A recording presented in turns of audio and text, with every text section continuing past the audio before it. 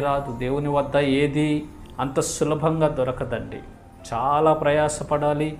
చాలా పరిశుద్ధ జీవితము, పవిత్ర జీవితము, నిష్ఠ నియమాలు కలిగినటువంటి జీవితము, ఉపవాసాలు, జాగారాలు, దేవుని యొక్క కట్టడలు, ఆజ్ఞలు, విధులు, వాటి ప్రకారము దైవ చిత్తములో దేవుని ఇష్టంగా నడిచినప్పుడు మాత్రమే ఆత్మ సంబంధమైనటువంటి ఈవులు అనుగ్రహించబడతాయి.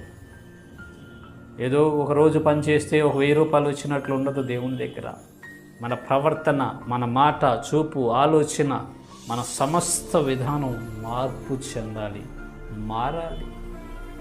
శోధనలు, శ్రమలు సంభవించినప్పుడు నిశ్చలమైనటువంటి విశ్వాసంలో మనం ఉండగలిగితే అప్పుడు జీవ కిరీటాన్ని మనం పొందుకుంటాం. ప్రియమైన దేవుని బిడ్డలారా, ఈ స్ఫురణ సంఘము శ్రమలను సహించమంటున్నాడు దేవుడు, బాధలు భరించమంటున్నాడు. అయినా నువ్వు ధనవంతుడివే, మరణం వరకు నువ్వు నమ్మకం